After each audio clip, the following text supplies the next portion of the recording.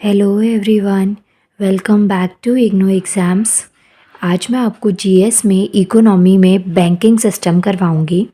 इससे related exam में जितने भी क्वेश्चंस आते हैं उनमें से 99% जो कंसेप्ट्स है वो आपके मैं 2 वीडियोस की हेल्प से कंप्लीट कर दूंगी।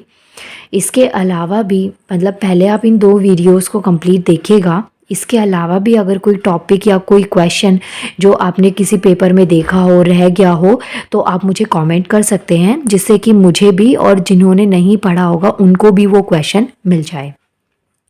स्टार्ट करते हैं। बैंकिंग सिस्टम में फर्स्ट क्वेश्चन आता है आपका, फर्स्ट बैंक इन इंडिया, हमारे भारत का पहला बैंक कौन सा है?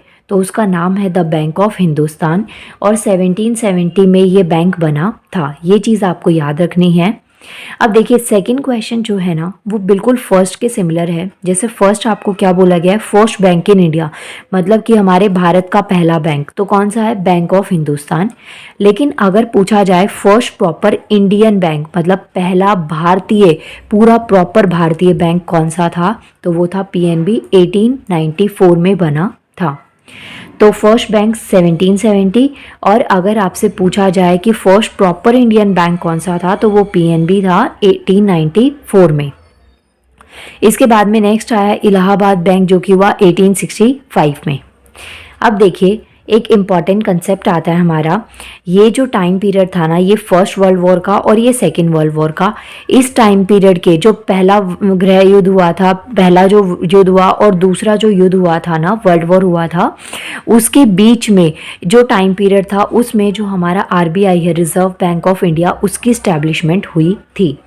ये मैंने डेट लिखी है, मतलब ये ईयर लिखा है कि फर्स्ट वर्ल्ड वॉर इस टाइम पे था, सेकेंड वर्ल्ड वॉर इस टाइम पे, बट अभी मैंने इसको डिटेल में एक्सप्लेन नहीं किया है।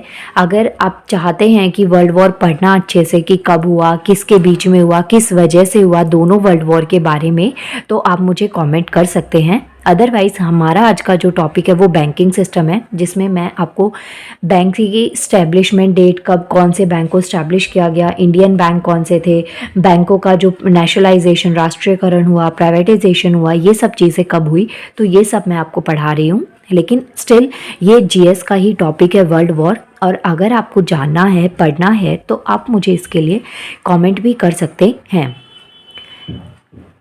अब देखिए ये जो टाइम पीरियड था जिसमें वर्ल्ड वॉर हुआ, उसी टाइम पीरियड के बीच में ये जो रिजर्व बैंक ऑफ इंडिया है, आरबीआई, इसकी स्टैब्लिशमेंट हुई थी 1 अप्रैल 1935। बहुत सारे वनडे एग्जाम में ये क्वेश्चन बहुत कॉमन है कि जो रिजर्व बैंक ऑफ इंडिया है, आरबीआई, इसकी स्टैब्लिशमेंट कब हुई थी, तो आपको आंसर देना है 1 अप्रैल 1935। नेक्स्ट आता है हिल्टन यंग कमेटी, कब आई थी? ये 1926 में आई थी। आपको मुझे कमेंट ये करना है कि ये जो कमेटी है ये किससे रिलेट करती है। नेक्स्ट क्वेश्चन आता है हेड ऑफिस ऑफ आरबीआई, जो आरबीआई का हेड ऑफिस है वो कहाँ पे है, तो वो है मुंबई, महाराष्ट्र में। ये आपको याद रखना है। इसके अलावा ये महाराष्ट्र में कब अभी है, ये जो हेड ऑफिस जो है ना आरबीआई का, वो करंट में मुंबई में है। लेकिन जो पहले वाला जो हेड ऑफिस था आरबीआई का, वो क्या था? कैलकाटा में था, वेस्ट बंगाल के कैलकाटा में था। 1937 में ये मुंबई में शिफ्ट हो गया था। ये चीज़ आपको याद रखनी है कि अगर आपसे क्वेश्चन आ जाए कि हेड ऑफिस जो आरबीआई का वो कहाँ है, तो आप ये मुंबई लगाएंगे, और अगर आपसे ओल्ड हेड ऑफिस का पूछा जाए तो वेस्ट बंगाल, कोलकाता। तो ये आपको याद रखना है कैलकाटा का। और कौन से ईयर में ये चीज़ शिफ्ट हुई थी, तो 1937 के अंदर। देखिए ईयर्स को याद रखना बहुत ज़रूरी है बैंकिंग में, तो स्पेशली क्योंकि इनसे डायरेक्ट क्वेश्चंस आते हैं। स्टैब्लिशमेंट डेट बहुत बहुत इंपॉर्टेंट है ये चीज़ें। नेक्स्ट देखिए क्वेश्चन क्या आता है आपके पास में। जैसे ना हमारे पास 2 टर्म्स है, एक होता है कि प्राइवेट सेक्टर से गवर्नमेंट सेक्टर में जाना, मतलब कि जो प्राइवेट सेक्टर्स होते हैं, निजी कंपनियां होती हैं, उनसे गवर्नमेंट में सरकारी चीज़ों के अंदर कन्वर्ट होना, और एक होता है गवर्नमेंट सेक्टर से प्राइवेट सेक्टर में कन्वर्ट होना। तो ये दोनों टर्म्स आपको यहाँ पे समझनी है। जब प्राइवेट से गवर्नमेंट होता है, मतलब प्राइवेट सेक्टर से गवर्नमेंट में कन्वर्ट किया जाता है, तो उसे हम नेशनलाइजेशन कहते हैं, राष्ट्रीयकरण कहते हैं। ये आपको याद रखना है। और अगर गवर्नमेंट सेक्टर से प्राइवेट में जाया जाता है तो उसे हम प्राइवेटाइजेशन कहते हैं, निजीकरण कहते हैं। जैसे कि बहुत सारे हमारे जो बैंक्स हैं या बहुत सो सॉरी बहुत सारे जो बैंक्स हैं ना, जो गवर्नमेंट बैंक्स हैं, उनको प्राइवेटाइज किया जा रहा है, उनको प्राइवेट बैंक्स में कन्वर्ट किया जा रहा है उनकी फंक्शनिंग को प्रॉपर करने के लिए। और कई बार बहुत सारे प्राइवेट बैंक्स को गवर्नमेंट में कन्वर्ट किया जाता है। तो जब प्राइवेट सेक्टर से गवर्नमेंट में कन्वर्ट किया जाता है तो उसे नेशनलाइजेशन कहा जाता है, राष्ट्रीयकरण कहा जाता है। और जब गवर्नमेंट सेक्टर से प्राइवेट सेक्टर में कन्वर्ट किया जाता है तो उसे प्राइवेटाइजेशन कहते हैं, निजीकरण कहते हैं। ये चीज़ें आपके लिए इम्पॉर्टेंट है। अब देखिए क्वेश्चन क्या आता है आपके पास में कि जो ये हमारा आरबीआई है, रिजर्व बैंक ऑफ इंडिया, इसका नेशनलाइजेशन कब हुआ था, मतलब कि प्राइवेट सेक्टर से इसको किस में कन्वर्ट किया गया, गवर्नमेंट में। तो ये कब हुआ था, 1 जनवरी 1949। अब एक 2-3 चीज़ें आपको यहाँ पे याद रखनी है। सबसे पहली तो जो reserve bank of India RBI, इसकी स्टैब्लिशमेंट डेट 1935, ये ईयर याद रखेंगे 1935।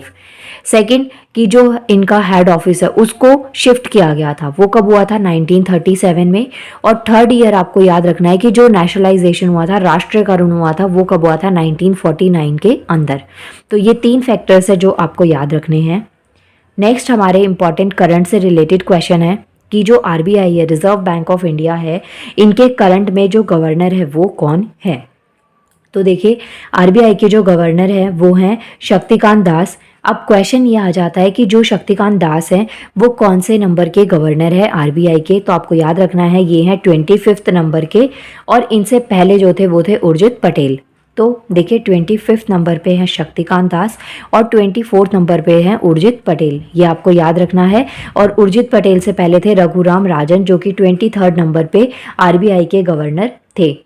तो ये तीनों के नाम आपको पता होने चाहिए। करंट में जो हैं वो शक्तिकांत दास है, उनसे पहले जो थे वो उर्जित पटेल थे, और 23rd पे थे रघुराम राजन। तो ये तो बात हो गई आरबीआई के गवर्नर्स की। अब जैसे क्वेश्चन आ जाए कि जो गवर्नर होते हैं, आरबीआई के जो गवर्नर होते हैं, इनका टाइम पीरियड कितना होता है। जैसे कि जो हमारी गवर्नमेंट है उसमें हर 4 इयर्स के बाद में इलेक्शंस होते हैं, ये चीज़ आपको पता है। तो ऐसे ना हर एक डिपार्टमेंट में टेन्योर होता है कि एक एम्प्लॉय इतने टाइम तक काम कर सकता है। स्पेशली जो गवर्नमेंट डिपार्टमेंट्स होते हैं वहाँ की अगर हम बात करें तो क्वेश्चन अगर आ जाए कि जो गवर्नर होता है, आरबीआई का गवर्नर है, रिजर्व बैंक ऑफ इंडिया के जो गवर्नर होते हैं, उनका टाइम पीरियड कितना होता है। तो आपको क्या याद रखना है कि जो इनका टाइम पीरियड है वो या तो 3 इयर्स का होगा, मतलब कि 3 साल ये अपनी सर्विस दें, और या फिर 65 ईयर्स ऑफ एज, मतलब कि या तो इनकी एज पहले हो जाए 65 ईयर्स की, लेकिन अगर इनकी एज 65 ईयर्स की नहीं होती है तो भी मैक्स टू मैक्स 3 साल तक एक आरबीआई के गवर्नर को चेंज नहीं किया जाता है। उसके बाद में इनका टाइम पीरियड ख़त्म हो जाता है और फिर एक नए गवर्नर को वहाँ पे बिठाया जाता है। बट मोस्टली होता क्या है कि जो गवर्नर बनते हैं आरबीआई के, उन्हें 33 या 34 की एज में ही गवर्नर बनाया जाता है मोस्टली। तो उनका जो टाइम पीरियड है ना, वो एज उनकी पहले हो जाती है 65 ईयर्स, और 65 ईयर्स होते ही एक नए गवर्नर को आरबीआई की सीट पर बिठा दिया जाता है। तो ये चीज़ आपको याद रखनी है कि जो आरबीआई के गवर्नर होते हैं उनका टाइम पीरियड उनका कितना होता है, टेन्योर कितना होता है। तो या तो 3 इयर्स पूरे करें वो, या फिर अपनी एज में 65 ईयर्स के होते ही उनको वहाँ से रिमूव कर दिया जाता है। देखिए नेक्स्ट यहाँ पे मैंने ना आपको आरबीआई के गवर्नर के बारे में क्वेश्चन दिया। अब जैसे यहाँ पे ये जो है ना शक्तिकांत दास, ये 25th नंबर के आरबीआई गवर्नर है। लेकिन मानिए अगर आपके पास में क्वेश्चन आ जाए कि जो फर्स्ट नंबर पे, जो जैसे ये 25th नंबर पे है, मतलब 25वें नंबर के गवर्नर है, तो इनसे पहले 24 और रहे होंगे। तो इसी तरीके से अगर आपसे क्वेश्चन आ जाए कि जो फर्स्ट आरबीआई के गवर्नर थे वो कौन थे, तो वो थे सर ऑसबॉर्न स्मिथ, ये याद रखना है। सेकेंड नंबर पे थे सर जेम्स टेलर, और थर्ड नंबर के वेरी वेरी इंपॉर्टेंट है, थर्ड नंबर के जो आरबीआई गवर्नर थे वो थे सीडी देशमुख। और ये इंपॉर्टेंट इसलिए हैं क्योंकि ये पहले इंडियन थे जो कि आरबीआई के, रिजर्व बैंक ऑफ इंडिया के गवर्नर बने।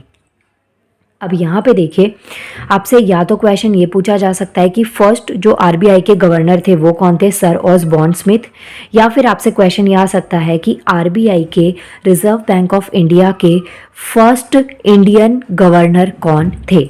तो वो आंसर आप देंगे सी डी देशमुख। अगर क्वेश्चन आ जाए कि जो सी डी देशमुख जो कि हमारे भारत के फर्स्ट इंडियन गवर्नर थे, आरबीआई के फर्स्ट इंडियन गवर्नर थे, तो क्वेश्चन आ जाए कि जो सी डी देशमुख जी हैं ये कौन से नंबर के गवर्नर थे, तो आपको याद रखना है 3rd नंबर के। आई होप आपको ये गवर्नर वाले टॉपिक में यहाँ से सारे क्वेश्चन समझ में आ गए होंगे। इसके बाद में देखिए नेक्स्ट क्या चीज़ आती है कि जो हमारा आरबीआई के बारे में पढ़ रहे रिजर्व बैंक ऑफ इंडिया, तो ये जो है ना, ये जो वनडे एग्जाम होता है उसके ये पेट क्वेश्चंस है। पेट क्वेश्चंस मतलब मोस्टली 99% ये क्वेश्चन आपसे एग्जाम में पूछे जाते हैं जब आपसे आरबीआई की बात करी जाएगी या आरबीआई वाला कंसेप्ट या इकोनॉमी के पोर्शन में आप क्वेश्चंस देखेंगे तो ये 3 क्वेश्चंस आपको मोस्टली दिखते हैं। जैसे कि फर्स्ट, तो जो आरबीआई है रिजर्व बैंक ऑफ इंडिया, इसकी स्थापना इस्टेब्लिशमेंट पूछी जाती है तो कब हुई थी? 1 अप्रैल 1935 को आरबीआई की इस्टेब्लिशमेंट हुई थी। सेकेंड क्वेश्चन क्या आता है कि जो आरबीआई है रिजर्व बैंक ऑफ इंडिया, इसका हेड ऑफिस कहाँ पे है? था मतलब पहले कहाँ पे था? तो वो था कैलकाटा वेस्ट बंगाल में, ये आपको याद रखना है। फिर 1937 में इसे शिफ्ट कर दिया गया मुंबई महाराष्ट्र के अंदर। नेक्स्ट क्वेश्चन आता है कि जो आरबीआई है इसके फर्स्ट गवर्नर कौन है? तो यहाँ मैंने आपको बताया कि आरबीआई के जो फर्स्ट गवर्नर है वो कौन है? Sir Osborne Smith. तो फर्स्ट गवर्नर कौन थे? Sir Osborne Smith. और अगर क्वेश्चन पूछा जाए कि आरबीआई के 25th नंबर के जो गवर्नर है वो कौन है, तो वो कौन है? शक्तिकांत दास। ये आपको याद रखना है। और जो आरबीआई है रिजर्व बैंक ऑफ इंडिया, इसकी स्टैब्लिशमेंट से रिलेटेड ये मोस्ट इंपॉर्टेंट क्वेश्चन थे। इस वीडियो को 2-3 बार देख लीजिएगा आपके एग्जाम से पहले। आई एम डैम श्योर कि ये पॉइंट्स आपको याद हो जाएंगे और ये सारी चीज़ें स्टैटिक पॉइंट ऑफ व्यू से आपके एग्जाम के लिए बहुत ही ज़्यादा इम्पॉर्टेंट है। नाउ इसके सेकंड पार्ट में मैं मिलती हूँ नेक्स्ट वीडियो में। इसका सेकंड पार्ट हम नेक्स्ट उसमें कंटिन्यू करेंगे। सो प्लीज़ वीडियो को लाइक करिएगा अगर आपने वीडियो लास्ट तक देखी है, और अगर आप चैनल पे नए हैं तो चैनल को सब्सक्राइब करना बिल्कुल भी नहीं भूलना है। इसके अलावा बेल आइकन को प्रेस कर लीजिएगा जिससे कि आपको वीडियोस की नोटिफिकेशन टाइम टू टाइम मिलती रहे। नाउ मिलते हैं नेक्स्ट वीडियो में। Thank you so much.